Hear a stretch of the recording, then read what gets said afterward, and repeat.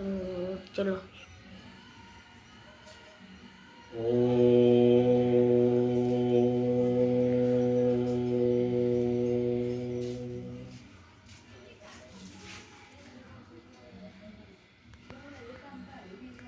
आज हम चर्चा करते हैं हमारे 6 मौलिक अधिकार।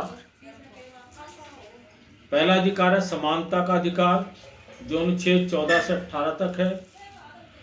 दूसरा स्वतंत्रता का अधिकार, जो अनुच्छेद 19 से 22 तक है। तीसरा शोषण के विरुद्ध अधिकार, जो अनुच्छेद 23 और 24 है। चौथा धार्मिक स्वतंत्रता का अधिकार, जो अनुच्छेद 25 से 28 तक है। और पांचवा होता है सांस्कृतिक तथा शिक्षा संबंधित अधिकार, ये अनुच्छेद 29 और 30 तक है। और छठा होता है संवैधानिक उपचारों का अधिकार, अनुच्छेद 32 है। आज हम चर्चा करते हैं समानता का अधिकार और अनुच्छेद 14। समानता का अधिकार क्या है, इस पर यदि चर्चा करते हैं, लोकतंत्र में सबसे पहला कार्य होता है शासन, सरकार और समाज के बीच न्याय व्यवस्था बनाना। क्योंकि सदियों तक जहाँ लोकतंत्र नहीं था, वहाँ वंशागत शासक, क्रूरता एवं मानवीय शासन रहा है। राजशाही, बादशाही, सामंतवादी युग में शासन समाज का बहुत बड़े स्तर पर शोषण करते थे। और उस समय मान्य जो अपने अधिकार होते थे, उनके साथ भी भेदभाव होता था। आर्थिक गैर बराबरी होती थी। इसके साथ साथ अन्य प्रकार के अत्याचार भी होते थे, जो इस अधिकार के अंतर्गत हमेशा देखे जाते हैं। इसलिए समाज को न्याय मिले, समानता मिले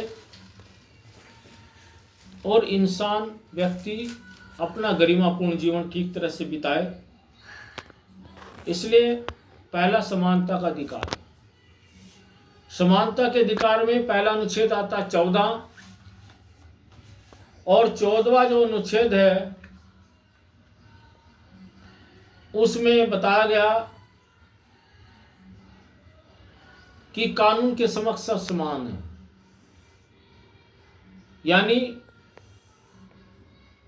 समानता का मतलब है कि भारत में सभी धर्म ग्रंथ होंगे, धर्म होंगे, पंथ होंगे, लेकिन भारत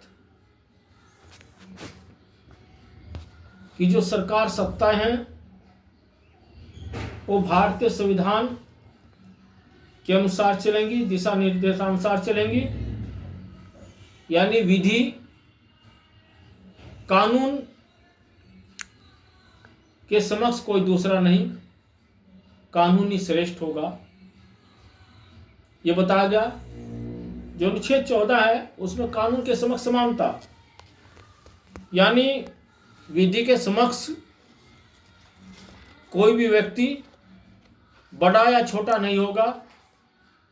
विधि के समक्ष कोई छोटा या बड़ा नहीं है, सब बराबर हैं। और इसलिए चाहे कोई राजा है या गरीब है, उद्योगपति है, जो राजा होता है, राजा के लिए भी, और उसका जो अगर चपरासी भी वही अपराध करता है तो राजा के ऊपर भी वही केस लगेगा। यानी प्रधानमंत्री या मुख्यमंत्री यदि कोई अपराध करता है और वही अपराध एक चपरासी करता है तो सजा में दोनों के लिए अंतर नहीं होगा।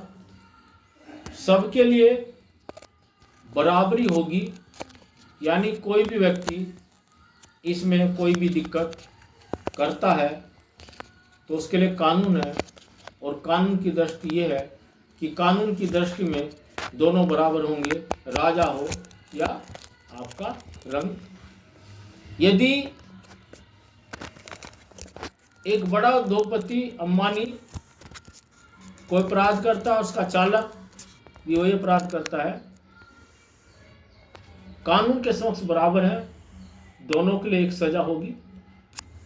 लेकिन आज खेद के साथ कहना पड़ता है, न्याय भी बिक रहा है। ये न्याय बिकना संविधान का अपराध नहीं, ये न्याय के लिए त्रुटि या न्याय के जो न्यायाधीश है, ये उनके लिए कारण ऐसा हो रहा है। इसलिए यहाँ व्यक्ति की जाति, प्रतिष्ठा किसी पद पर हो, उसके आधार पर नहीं, व्यक्ति जो है कानून की दृष्टि से बराबर है, ये बताया गया। इसमें लेकिन कुछ चीजें हैं जो सोचने लायक, विचारने लायक है कि कानून सबके लिए समान होगा, लेकिन राष्ट्रपति या राज्यपाल अपने पद पर रहते यदि कोई हत्या होती है, कोई घटना घटती है, तो उस पर केस नहीं चलेगा। क्यों? क्योंकि जो राष्ट्रपति या राज्यपाल है, जब वो अपने पद पर है, उसके साथ स्वयं ही सुरक्षा गार्ड होते हैं, तो कोई अपराध नहीं हो सकता। दूसरी बात है, जो राष्ट्रपति और राज्यपाल होते हैं वो कानून के समक्ष, कानून के सामने, यानी अदालत में नहीं जा सकते।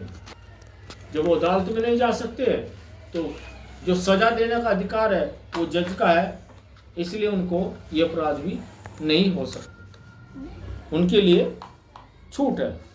दूसरा, जो राष्ट्रपति है और आपका दीवानी है, जब वो अपने पद से हट जाएंगे तब उनके केस चलेंगे। राष्ट्रपति जो राज्यपाल की चर्चा की गई है, ये केवल दीवानी केसों के लिए, यानी अपराध यानी मृत्यु या कोई झगड़ा के केस के लिए, अन्य जो जमीन के या अन्य केस हैं उनके लिए राष्ट्रपति या राज्यपाल अपने पद पर रहते हुए भी उनके ऊपर केस चलेगा। इस प्रकार से जो समानता का अधिकार है उसके समक्ष सब समान है, वो चाहे कोई भी है।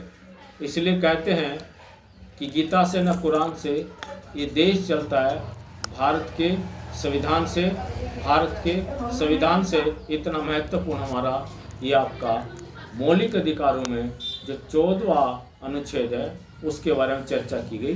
इति श्री।